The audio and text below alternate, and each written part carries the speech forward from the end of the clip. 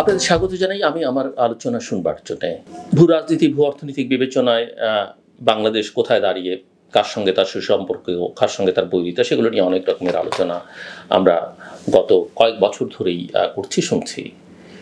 কিছু জটিলতার মধ্যেও বাংলাদেশ আছে এবং বাংলাদেশ এই অঞ্চলের যে প্রধান দুই বৈরী শক্তি চীন এবং ভারতের মধ্যে কিভাবে ব্যালেন্স রক্ষা করে চলেছে সেগুলো নিয়ে অনেক কথাবার্তা হচ্ছে।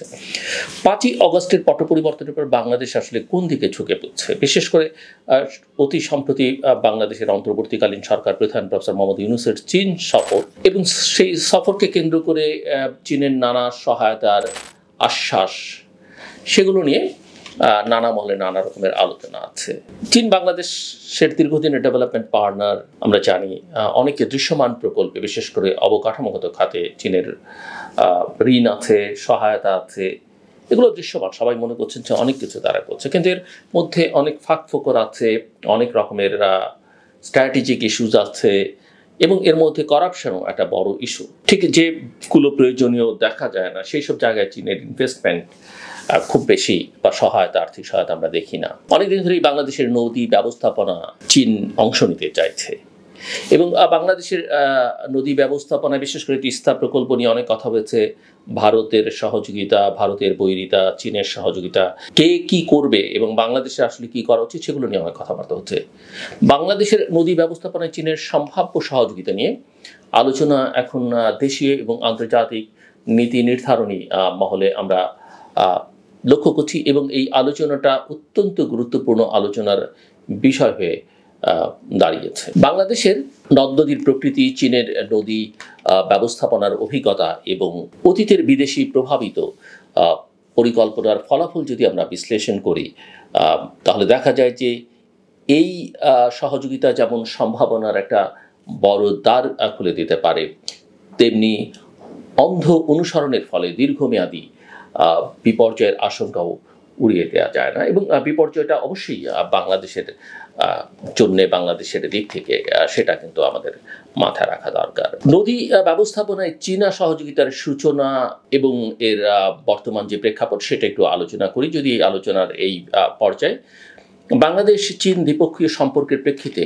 নদী ব্যবস্থাপনায় চীনের আগ্রহ প্রথম প্রকাশ পায় 2016 সালে।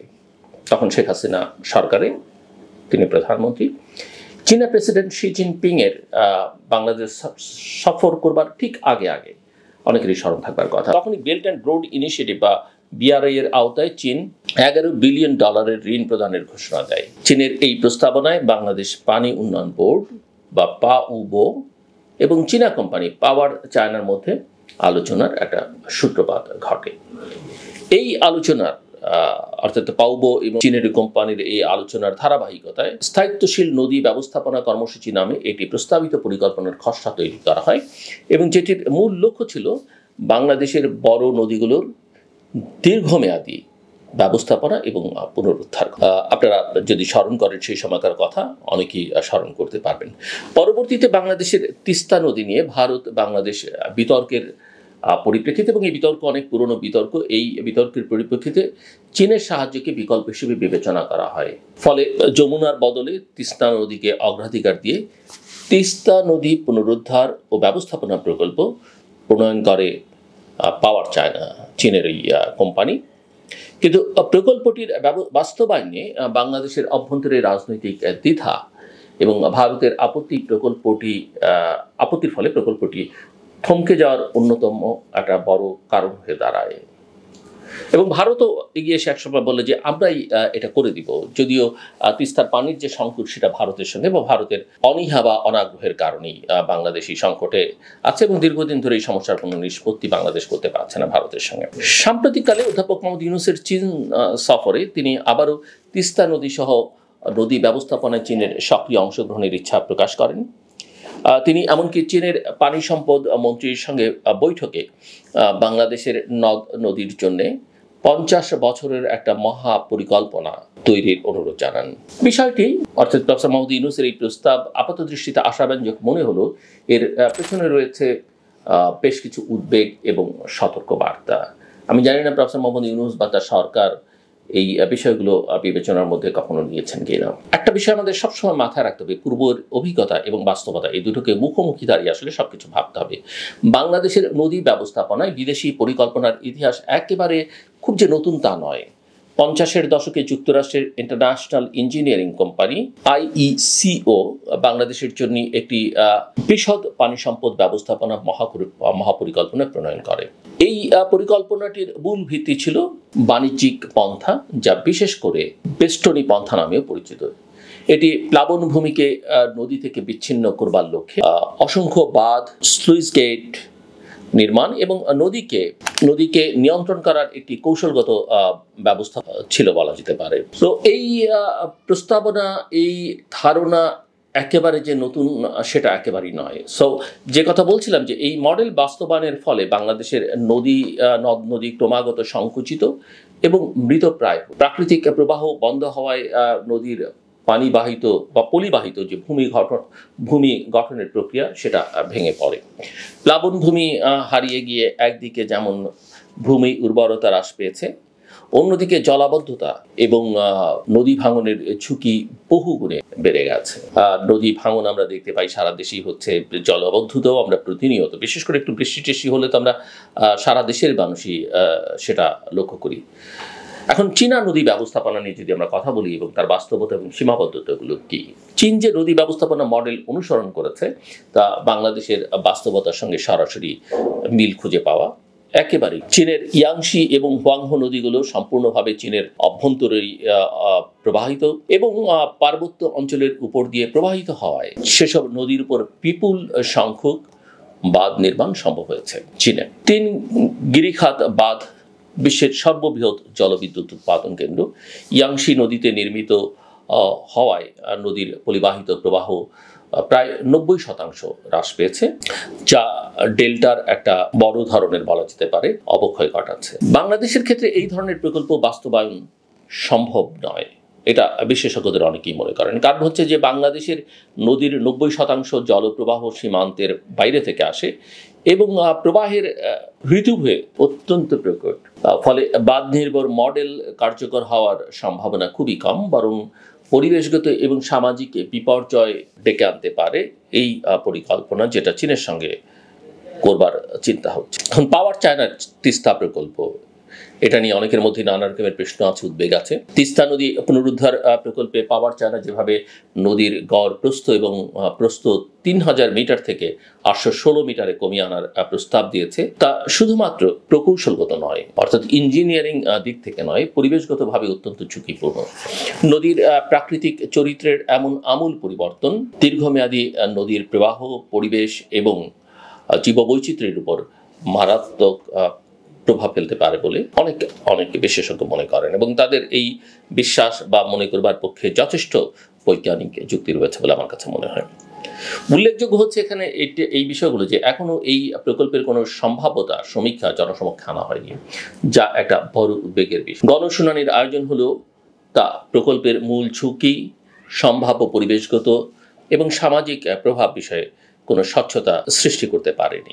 সব মিলিয়ে লুকোচুরির বিষয় এখানে লক্ষণীয়। এখানে দেশীয় প্রযুক্তি এবং বাস্তবভিত্তিক কৌশলের প্রয়োজনীয়তা কথা অনেকে বলছেন যে বাংলাদেশের নদ নদী ব্যবস্থাপনায় বিদেশি দৃষ্টিভঙ্গির বদলে দেশীয় বাস্তবতা এবং প্রযুক্তি ব্যবহারে জোর দেওয়া এখন একটা সময়ের দাবি। আমরা সবাই জানি, সবাই অনুভব করি নদীমাতৃক বাংলাদেশ এবং নদীর সঙ্গে মানুষ, মাটি, জলবায়ু এবং সংস্কৃতির যে গভীর সম্পর্ক তা শুধুমাত্র স্থানীয় পর্যবেক্ষণ, গবেষণা ও অভিজ্ঞতার মাধ্যমে পূর্ণাঙ্গভাবে অনুধাবন করা সম্ভব। এবং এটা আমাদের মাথায় রাখতে হবে যে নদী হচ্ছে স্বাধীনভাবে তার নিজস্ব চরিত্র আছে, সেই চরিত্র অনুযায়ী চলতে পছন্দ করে। প্রকৃতিক সম্মত এবং উন্মুক্ত পন্থা যেখানে দলীয় নদীর স্বাভাবিক প্রবাহকে রক্ষা করে, পাড়ের স্থিতিশীলতা নিশ্চিত করে, পলি বালুর স্বাভাবিক বন্টনকে সহায়তা করে এবং প্লাবনভূমিকে সচল রাখে, এ ধরনের মডেল এখন সবচেয়ে প্রাসঙ্গিক, বিশেষ করে বাংলাদেশের নদ নদীগুলোর জন্য। কূটনৈতিক সুযোগ বনাম আত্মনির্ভরতা, এটা আসলে কূটনীতির জন্য এবং একটা দেশের আত্মমর্যাদার জন্য অত্যন্ত জরুরি। অধ্যাপক মোহাম্মদ ইউনূস চীনের সঙ্গে স্বাস্থ্য, শিক্ষা, প্রশিক্ষণ এবং বাণিজ্য খাতে সহযোগিতা বাড়ানোর প্রস্তাব দিয়েছেন, যা যৌক্তিক এবং সময়োপযোগী বলে কেউ মনে করেন। বিশেষত নীলফামারীতে প্রস্তাবিত 1000 শয্যার হাসপাতাল স্থাপন এবং চিকিৎসা পর্যটন উন্নয়নের প্রভাব স্থানীয় জনগণের জন্য একটা বড় সুযোগ হতে পারে। কিন্তু এই সম্পর্ক আরও শক্তিশালী করবার জন্যে বা শক্তিশালী করতে গিয়ে দেশের মৌলিক পরিকল্পনা কাঠামো চীনা কোম্পানির হাতে তুলে দেওয়া আত্মনির্ভরতা এবং স্বাধিকারের পরিপন্থী হতে পারে বলে আমার কাছে বিশেষভাবে মনে হয়। এবং আমি মনে করি যে আমার এই চিন্তার সঙ্গে, আমার এই মনে হওয়ার সঙ্গে অনেকেই যারা একটু যুক্তি দিয়ে দেখবার চেষ্টা করবেন তারা একমত হবেন। নদী কেবল প্রাকৃতিক কোনো সম্পদ নয়, এটি বাংলাদেশের জীবন এবং সংস্কৃতির সঙ্গে অঙ্গাঙ্গিভাবে জড়িত। তিস্তা বা যমুনার মতো নদীর সঙ্গে মানুষের সম্পর্ক বহু প্রজন্ম ব্যাপী। এই সম্পর্ককে শুধু একটি প্রযুক্তিগত ইস্যু হিসেবে দেখলে তা বিভ্রান্তিকর হতে বাধ্য। প্রকৃতিকে প্রকৃতির মতো দেখা উচিত, প্রাকৃতিক বিষয়গুলোকে প্রাকৃতিক বিষয় মতো দেখা উচিত। অতীতের মতো এবারও যদি কোনো বিদেশি কোম্পানি নির্ভর একমাত্রিক পরিকল্পনা বাস্তবায়িত হয় তাহলে তার ফল হতে পারে পরিবেশগত বিপর্যয়, অর্থনৈতিক ক্ষতি এবং সামাজিক একটা বিক্ষোভ। 21 শতকের বাংলাদেশ অবশ্যই পরিকল্পনা এবং প্রযুক্তির দিক থেকে স্বনির্ভরতা অর্জন করতে হবে। আন্তর্জাতিক সহযোগিতা অবশ্যই স্বাগত এবং এই সহযোগিতা ছাড়া আমরা চলতে পারবো না, তবে তা হতে হবে সমতুল্য অংশীদারিত্বের ভিত্তিতে, অন্ধ অনুসরণের নয়। আমাদের রাজনৈতিক নেতৃত্বের, বিশেষ করে যারা সরকারে আছেন, তাদের এটা মাথায় রাখতে হবে। সুতরাং নদী ব্যবস্থাপনার মতো জীবন মৃত্যুর প্রশ্নে জাতীয় স্বার্থ ও স্থানীয় বাস্তবতা সর্বাগ্রে বিবেচ্য হওয়া উচিত। সেখানেই টিকবে ভবিষ্যৎ বাংলাদেশ। শেষ করবার আগে আর যে কথা আমি বলতে চাই, বিশেষ করে যারা গাড়ি চালান বা নানান যানবাহন নিয়ে পথে চলেন, পারতপক্ষে হর্ন বাজাবেন না।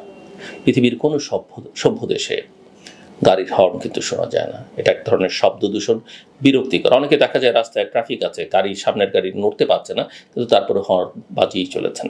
এই কাজটি আপনারা করবেন না, কেউই করবেন না। একই সঙ্গে যারা পথচারী তারাও একটু পথ চলতে সতর্ক থাকবেন। ওই পথ চলবার সময় কানে একটা মোবাইল নিয়ে হাঁটবেন এবং গাড়ির ড্রাইভারকে বা যিনি গাড়ি চালক তাকে অভিযুক্ত করবেন কোনো একটা দুর্ঘটনা ঘটলে, সেটা ঠিক নয়।